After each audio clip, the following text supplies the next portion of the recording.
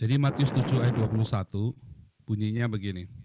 Bukan setiap orang yang berseru kepadaku Tuhan, Tuhan yang masuk dalam kerajaan Allah, melainkan mereka yang melakukan kehendak Bapakku di surga.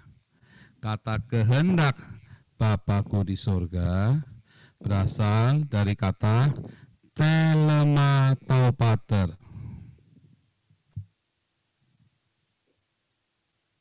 Kata telematopater Anda akan temui di dalam Yohanes 6 ayat 40. Kehendak Bapakku adalah semua orang yang melihat anak yang percaya kepadanya akan dibangkitkan di akhir zaman dan memperoleh hidup yang kekal. Itu jelas sekali. Jangan ditambahin, jangan dikurangin. Jadi artinya apa? Kehendak Bapa supaya semua orang mengenal anak, melihat anak dan percaya. Artinya kita memberitakan Injil. Makanya orang yang bilang yang memanggil Yesus Tuhan Tuhan, kalau dia tidak memberitakan Injil, maka Anda harus introspeksi. Jangan-jangan Anda tidak benar-benar mengakui Yesus Tuhan. Anda tidak melakukan telematopater. Gitu, Pak. Iya, terima kasih Pak Paul. Artinya kan memang sengaja saya sampaikan separuh itu ayatnya tidak saya kutip secara keseluruhan. Iya. Ya, jadi yang saya mau titik fokuskan adalah bagaimana kita mengenal bahwa yang kita sembah itu memang Kristus, bukan Kristus yang lain. Itu maksud saya. Karena Yesus sendiri sampaikan kan bukan setiap orang berseru kepadaku. Nah, bagaimana kita memastikan bahwa yang kita sembah itu adalah memang Yesus yang asli? Itu loh maksudnya Pak Paul. Nah, itu ayatnya ada di Galatia dan ada di 1 Korintus, Kristus yang lain, ya. Memberikan Kristus yang lain, Injil yang lain. Kemarin sudah kita bahas. Kita tadi balik supaya jangan lupa Matius 7 ayat 21 yang dimaksud dengan kehendak Bapa adalah melakukan pemberitaan Injil supaya semua orang mengenal Yesus Kristus. Nah, sekarang pertanyaan lanjutan. Bagaimana kita tahu Yesus itu bukan Yesus yang lain? Di dalam Matius 5 ayat 17-18, Yesus berkata, aku datang untuk menggenapi hukum Taurat dan kitab para nabi. Jadi, kalau Yesusnya tidak menggenapi hukum Taurat dan kitab para nabi, itu adalah Yesus yang lain. Contohnya yang ada di dalam Islam, itu Yesus yang lain. Oke, ya, terima kasih Pak Paul. Masih boleh ya? Boleh, Lanjut Pak. ini. Nah, beberapa video Pak Paul saya lumayan mengikutinya, dan Pak Paul katakan bahwa Yesus sudah menggenapi hukum Taurat. Nah, artinya kan hukum Taurat itu tidak perlu lagi. Nah, sementara tadi dalam penjelasan Bapak Paul bahwa orang yang percaya kepada Yesus itu mencerminkan adalah mengasihi Yesus, ya seperti hubungan suami istri yang tadi ya, artinya tidak melakukan pembatalan di dalam hukum pasangan, begitu ya, yang berpasangan begitu ya, Pak Paul ya. Nah, seperti saya iakan dulu, tapi nanti saya jelaskan. Kelihatannya Bapak ada salah nangkap tadi. Iya, nah artinya kan kita sebagai suami istri tidak melakukan hal yang di luar konsep pernikahan. Jadi sementara Yesus sudah datang untuk membatalkan itu hukum Taurat. Nah, sementara tadi Bapak sampaikan lagi mengenai melakukan hukum Taurat. Jadi saya memahami sepertinya ada konsep kekontradiksian dalam hal ini. Ini berkaitan juga loh Pak Paul dengan pertanyaan saya yang pertama, makanya saya kaitkan ini. Iya. Jadi begini, pernikahan itu di perjanjian baru, Pak, bukan bagian dari hukum Taurat. Bukan bagian dari kitab para nabi. Kalau di zaman Yesus itu di hukum Taurat jelas dijelaskan bagaimana seharusnya.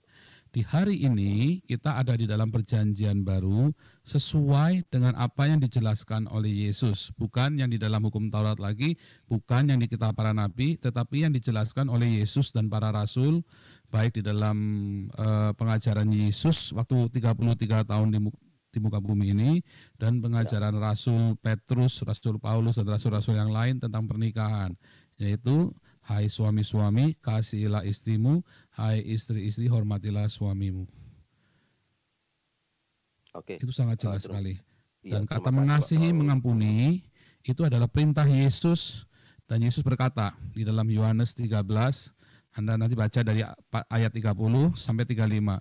Inilah perintah baru bagimu. Hendaklah engkau saling mengasihi seperti aku telah mengasihi engkau. Dengan demikian engkau akan dikenal sebagai pengikutku, yaitu apa? Kristen. Gitu, Ya. Pak. Nah, ya artinya ada sedikit kesimpang siuran konsep pemahaman di antara kita. Tetapi maksud dan tujuan saya, artinya kan Pak Paul kan mengambil analogi seperti dalam pernikahan, kan begitu. Tentang yang Bapak kaitkan dengan keselamatan, kan begitu. Iya. Iya. Nah, yang saya fokuskan adalah berarti kitab perjanjian lama ataupun kitab Taurat ini tidak perlu lagi bagi kita sebagai umat Kristen di zaman sekarang ini. Begitu, Pak? Ya, perjanjian lama tidak perlu lagi dilakukan secara literal. Perjanjian lama adalah sebuah bukti otentik bahwa Yesus adalah Kristus yang kita nantikan. Oke, artinya tidak perlu bagi kita secara literal. Artinya kalau Bapak Paul di hadapan saya sudah bisa Bapak langsung saya bunuh, begitu. Tuhan Yesus berkata, Anda membenci saya, itu sudah membunuh. Jangankan membunuh dengan secara literal, membunuh. Baru benci saja, Anda sudah berdosa. Iya, kan Bapak sampaikan tadi kan secara literal sudah tidak berlaku. Nah, sementara kita membenci saudara kita sudah seperti membunuh. Itu artinya meniadakan atau justru menguatkan. Itu adalah pengajaran Yesus di dalam perjanjian baru. Jadi Bapak jangan rancu. Yang di dalam perjanjian lama itu sudah selesai. Dan Yesus mengajarkan di dalam perjanjian baru, itu yang kita ikutin. Dan Yesus berkata, kalau kamu membenci, itu sudah membunuh. Rasul Yohanes berkata, kalau kamu membenci, kamu sudah membunuh. Iya, yang saya tanya sama Pak Paul kan begini. Kalau saya setuju dengan apa yang Pak Paul sampaikan, artinya dengan kita membenci, saya membenci Pak Paul, artinya saya sudah membunuh, kan begitu. Nah, itu meniadakan atau justru menguatkan? Itu sudah di luar, Pak. Jadi Bapak tutup yang lembaran perjanjian lama, Bapak tutup. Sekarang kita masuk dalam perjanjian baru. Itu yang kita lakukan. Itu yang dimaksud adalah seperti itu. Nanti Bapak bingung kalau mengatakan gitu, karena Yesus berkata, Bapak bingung itu. Karena Yesus berkata, hukum Taurat dan kitab para nabi ya tergantung kepada dua hukum ini. Kasihilah Tuhan Allahmu, kasihilah sesamamu. Dan Yesus mengajarkan inilah yang namanya mengasihi. Dari zaman Matius sampai Wahyu, itu yang Bapak ikutin. Oke, nah artinya saya mengikuti alur ataupun bagaimana Bapak Paul menyampaikan. Nah, sekarang saya tanya, apa sih definisi dosa? Definisi dosa itu adalah meleset dari tujuan kita semula. Itulah dosa. Itu karangan Bapak Paul. Bukan, Pak. Alkitab. Bukan, Pak. Itu memang definisi dosa. Mana kata hamartia, kata dosa di dalam di dalam Alkitab ditulis hamartia. Ya. Hamartia itu dalam bahasa Yunani. Artinya meleset dari sasaran. Pak Paul, mana ayatnya sesuai dengan Bapak sampaikan?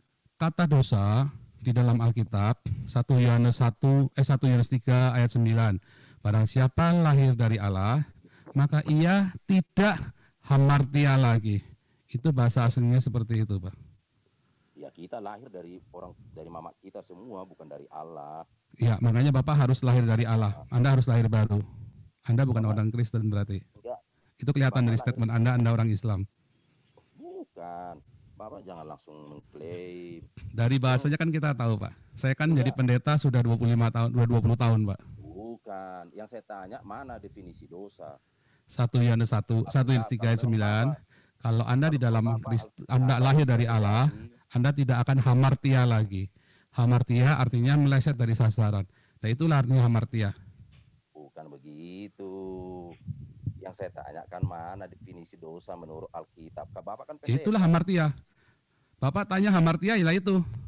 Hamartia artinya meleset dari sasaran. Itu sudah dari sononya. Jangan tanya bagaimana mengapa. Anda tanya orang Yunani, lihat hamartia itu bagaimana? Gambarkan hamartia. Maka Anda akan digambarkan hamartia itu adalah meleset dari sasaran. Oke, ya. Nah, sekarang, jadi dosa dalam Kristen itu nggak sama seperti dalam Islam, hitam dan putih, benar salah, haram halal. Dosa, yang dimaksud dosa di dalam Alkitab, baik itu dalam perjanjian lama dan perjanjian baru, baik Yudaisme dan Kristen, hamartia adalah meleset dari sasaran. Itu, Pak. Oke. Ya, saya pikir Bapak mungkin masih sebatas konsep pemikiran Bapak yang bukan konsep, itu sudah tertulis. Anda tanya orang Yudaisme, Anda tanya orang Kristen, sama seperti kalau kata Bapak, apakah artinya tujuan? Bukan begitu, Pak Paul. Tujuan itu apa, Pak? Apakah artinya tujuan? Yang saya tanyakan mana? Coba saya balik kepada Bapak. Tujuan itu artinya apa? Enggak, begini saja, Pak Paul. Kalau Bapak tidak bisa menjawab ini, maka Bapak tidak akan paham yang saya omongkan. Anda masih jauh dari kebenaran. Mohon maaf. Oke, coba Bapak buka dalam 1 Yohanes 3 ayat 4. Silakan dibacakan. Enggak, Bapak dulu yang apa di situ, kan Bapak ininya. Nanti kalau saya bacakan saya yang kurang paham. Enggak apa-apa, dibacakan aja. Enggak apa-apa. Anda mau cerita apa? Jadi kalau cuma suruh baca, saya nggak mau, Pak. Bapak mau cerita apa, nanti baru kita bahas. Jadi jangan Bapak suruh-suruh saya begitu. Seakan-akan Bapak meremehkan saya kalau begitu. Nggak boleh. Ya. Ini isinya Pak Paul. Setiap orang yang berbuat dosa melanggar juga hukum Allah, sebab dosa ialah pelanggaran hukum Allah. Itulah definisi dosa menurut Alkitab. Nah, makanya kita akan buka, Pak. Saya jelaskan. Nah, ini saya tunjukkan kepada Bapak. Ya, saya tunjukkan kepada Bapak bahasa aslinya. Supaya Bapak ngerti. Oke, silakan. 1 Yohanes 3 ayat 4 ya.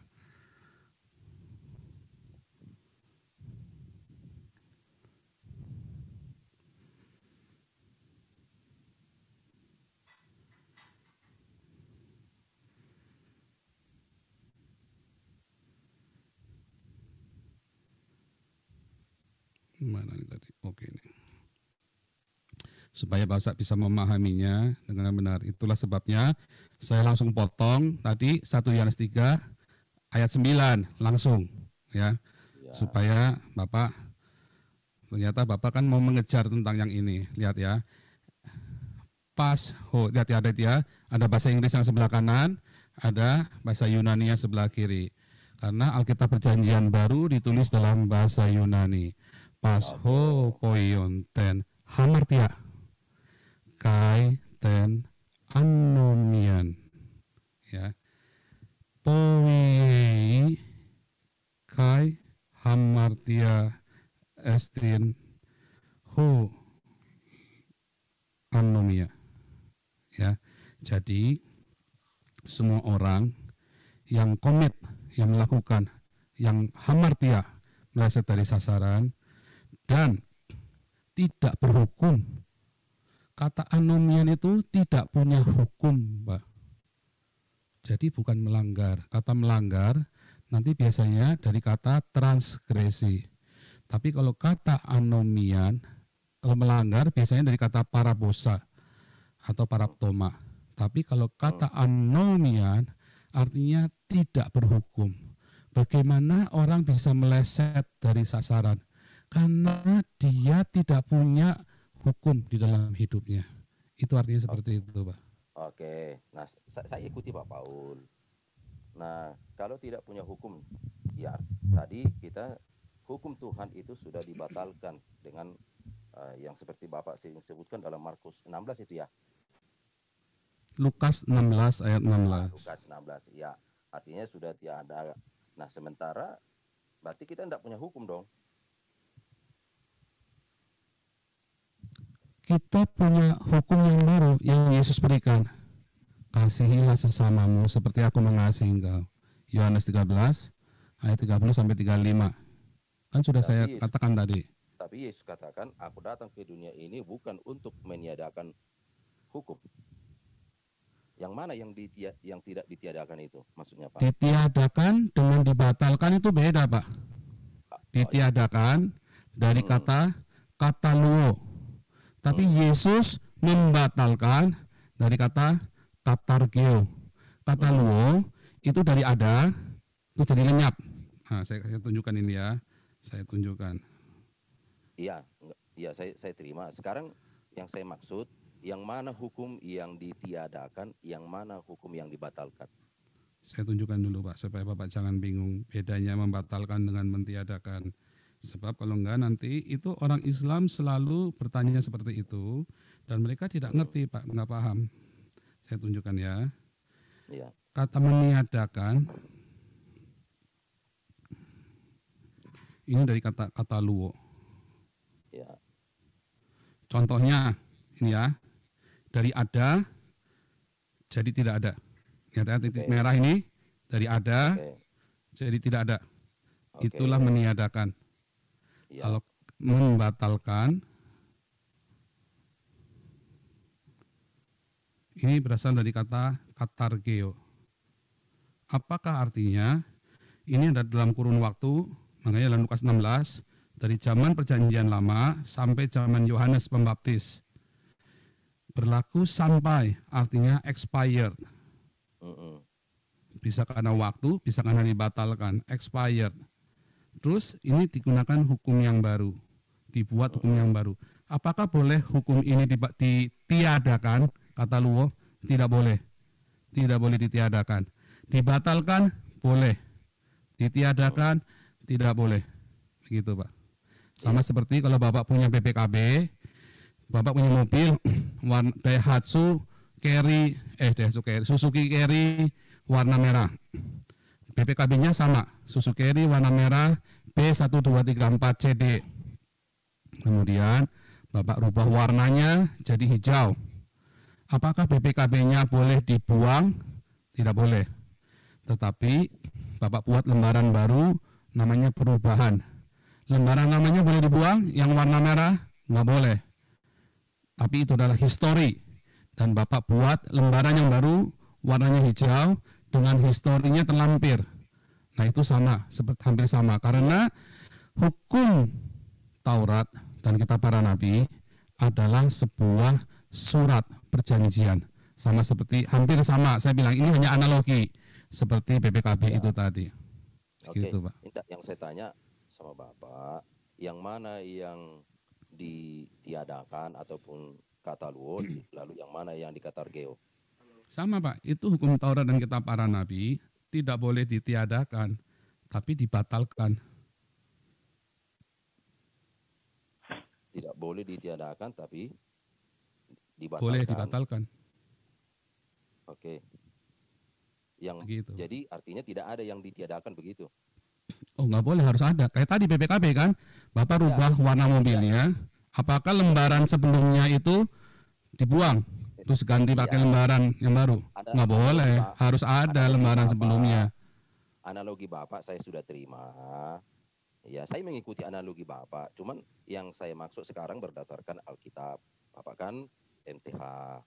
Nah, mana yang ditiadakan dari kitab para nabi dan mana yang dibatalkan? Nggak ada yang ditiadakan. Nggak ada yang ditiadakan. Semua dibatalkan. Tapi semua itu dibatalkan oleh Yesus. Nah, contoh tadi tidak boleh saya membunuh. Tetapi saya membenci orang sudah termasuk membunuh. Itu meniadakan atau menguatkan? Nggak ada hubungannya, Pak. Oke, Yesus memberikan perintah baru kepadamu. oke, itu Itu termasuk membatalkan dalam atau perintah yang menunda? baru, makanya disebut perjanjian baru. Enggak, yang saya Perjanjian tanya. lama sudah dibatalkan oleh Yesus. Boleh nggak ditiadakan? Nggak boleh. Maka diberikanlah perjanjian yang baru. Itu dia Eh, pemikiran Bapak. Pemikiran Shalom, Bapak shalom. sama dengan Muslim. Halo. Bukan, Pak, beda, Pak. Oh iya, Nggak ada, hampir Pak. sama karena sudah yang lama itu sudah usang tidak dipakai lagi. Jadi kalau Bapak khotbah jangan pakai kitab perjanjian lama. Kan begitu ya? Saya khotbah selalu pakai perjanjian baru, dan Ah, ketika saya membaca perjanjian lama dengan perspektif perjanjian yang baru, artinya itu ada sebuah contoh. Ini perjanjian baru nih. Terus saya ambil dari perjanjian lama, terus saya baca di ya. dalam perjanjian barunya seperti ini. Contoh baptisan. Di dalam 1 Korintus 11 contohnya, Paulus berkata tentang pembaptisan bahwa secara metafora orang Israel dibaptis di Laut Merah. Ketika menyeberang Laut Merah, dia pergi dari Mesir, dia lintasi itu Laut Merah, dan dia sampai ke tanah Kanaan, ke Gunung Sinai, dan di laut itulah disebut dengan pembaptisan. Maka itu saya gunakan seperti Paulus menggunakannya. Saya berkata bahwa Yesus 3 hari 3 malam di perut bumi seperti tanda Yunus, dan Yunus 3 hari 3 malam di perut ikan. Dan itu saya gunakan seperti itu, Pak. Jadi itulah cara kita mengambil perjanjian lama. Bukan berarti terus saya mengajarkan sunat atau bunuhlah homoseksual, bunuhlah orang Amalek. Nah itu udah nggak boleh, Pak. Diajarkan lagi di dalam perjanjian baru. Yang diajarkan Iya, dalam perjanjian baru, kasihilah, ampunilah, berkatilah. di dalam perjanjian lama tidak ada seperti itu, Pak ya. Apa seperti apa? Seperti yang Bapak sampaikan itu kita harus mengasihi orang lain itu nggak ada di perjanjian lama. Di dalam perjanjian lama, Bapak kalau ada orang keluar dari Yudaisme harus dibunuh, Pak. Enggak, yang saya tanya ada nggak ajaran di dalam Alkitab perjanjian lama Di dalam untuk Kristen, mengasihi? ketika Anda keluar dari Kristen, nggak boleh dibunuh. Tahu bedanya, Pak? Yudaisme juga enggak begitu. Yudaisme begitu, Pak. Mana ayatnya? Yudaisme di zaman perjanjian lama dan di zaman Yesus melakukan seperti itu, Pak. Enggak ada. Buktikan dengan ayatnya, Pak. Bapak kan MTH. Loh, kan ada, Pak. Stefanus itu kan dirajam pakai batu. Ya, mana ayatnya? Saya Loh, bukan Stefanus dirajam ini. pakai batu itu, Pak. Dan direstui oleh Saulus. Saulus itu seorang Sanhedrin, orang Farisi Bukan. yang melakukan. Dan di dalam perjanjian lama harus dibunuh, Pak. Yang saya Yang murtad itu harus dibunuh, Pak.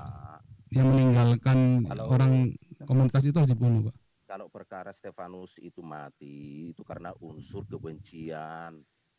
Oleh karena kebenaran yang dimilikinya bukan unsur ajaran dari Yudaisme. Itu Bapak ngarang, Pak. Nggak ada, Pak. Orang nggak ada di situ kata kebencian terhadap Stefanus, nggak ada. Enggak, coba Bapak berikan ayatnya kalau memang Yudaisme diajarkan begitu. Di dalam Alkitab perjanjian lama disuruh bunuh, Pak. Ya mana ayatnya? Yang meninggalkan. Nah, coba ayatnya lah. Ayatnya ada di Imamat 19 ayat 34. Boleh tolong bacakan sekalian? Imamat 19 ayat 34, kasihilah Tuhan Allahmu dengan segenap hatimu dan dengan segenap jiwa. Bentar ya. Nah, itu sama saja. Bukan, karena tadi baru. tadi kan Bapak bertanya apakah ada ayat tentang kasih di dalam bukan disuruh membunuh yang murtad. Oh, bukan itu. Bukan itu, Bu. Terima Enggak, kasih sebelumnya. Bu, yang itu. Bukan sebelumnya ya. tadi. Ya memang saya bertanya itu. Ya memang awalnya saya bertanya jadi itu, akhirnya tetapi saya mencari ayat itu. Enggak, saya mencari ayat itu dulu untuk menjawab pertanyaan Bapak. Karena Oke, terima kasih. Artinya di dalam Alkitab Perjanjian Lama ada yang sama seperti itu. Oke, yang saya tanya itu bahwa Yudaisme diajarkan membunuh. Jangan lari dulu. Maksud saya gini, karena pertanyaan Bapak itu harus dijawab. Nah, Bapak tadi bertanya, apakah kata kasih itu ada di dalam Perjanjian Lama? Saya cari dan temukan di dalam Imamat 19 ayat 34. Ya. Jadi pertanyaan Bapak itu harus sudah terjawab bahwa Iya, kata sudah. kasih Kan saya itu. sampaikan terima kasih. Aha. Yang ini pertanyaan yang berkelanjutan, Ibu, Oke. bahwa Yudaisme seperti pembunuhan Stefanus itu adalah karena ajaran mereka. Nah, itu sekarang yang saya minta dari Pak Paul, bahwa di luar Yudaisme katanya harus dibunuh ya Pak Paul ya. Nah, itu Coba karena baca pengajaran Ulangan Yudaisme 13. adalah mata Ulangan ganti 13 mata, ayat gigi 6. ganti gigi. Coba baca Ulangan 13 ayat 6.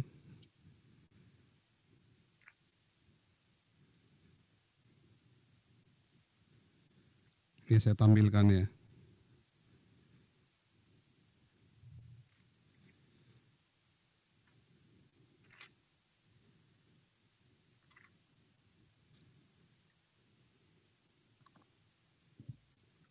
Apabila saudaramu laki-laki, anak ibumu, atau anakmu laki-laki, atau anakmu perempuan, atau istrimu sendiri, atau sahabat karibmu, membujuk engkau diam-diam, katanya, mari kita berbakti kepada Allah lain yang tidak dikenal olehmu, ataupun oleh nenek moyangmu. Ya, lihat ya. Lihat ayat 9. Itu ayatnya semua ya. Saya baca lengkap aja deh.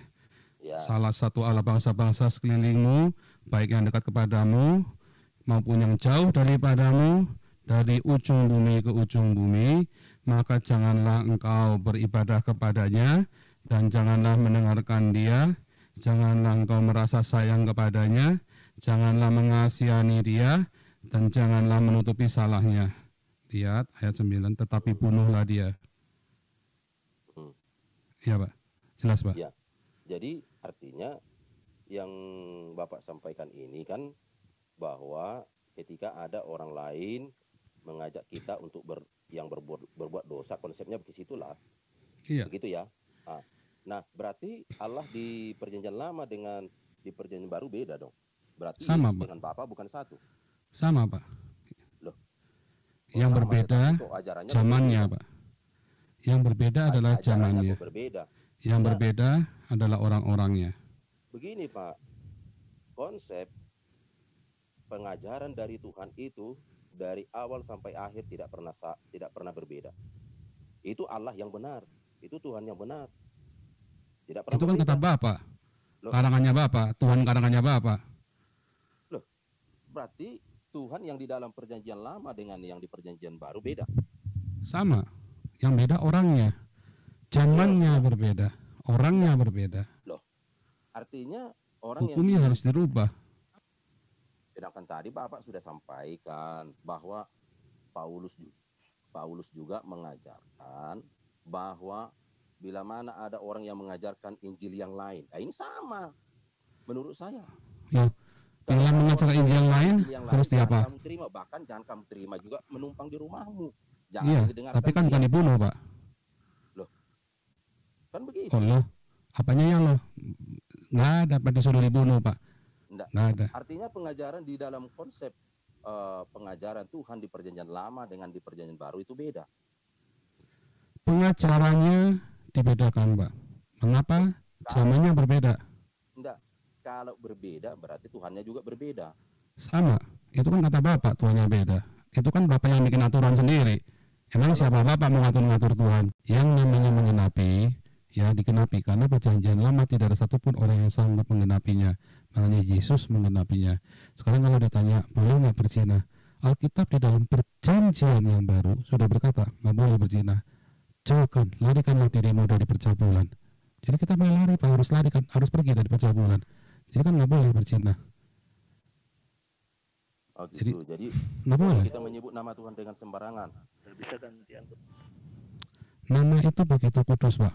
Bapak mau menyebut nama dengan sembarangan, seperti apa cara Bapak menyebut nama sembarangan? Ya boleh nggak? Itu yang saya tanya. Kalau boleh, nggak boleh, coba berikan ayatnya dari perjanjian baru. Nama di dalam perjanjian baru itu, ya sebuah nama Yesus Kristus itu nama yang penuh kuasa. Jadi di dalam Alkitab perjanjian baru tidak dikatakan boleh nggak boleh. Makanya tadi Bapak bilang berzina, kita bukan masalah boleh nggak boleh, tapi larikanlah dirimu dari percabulan. Karena tubuh kita ini bait Allah, ada roh Allah di dalam kita. Kalau kita berbuat cabul, maka roh Allah akan meninggalkan kita. Kalau kita menyebut nama Allah dengan sembarangan, nama Yesus dengan sembarangan, bagaimana Yesus itu bisa berkuasa?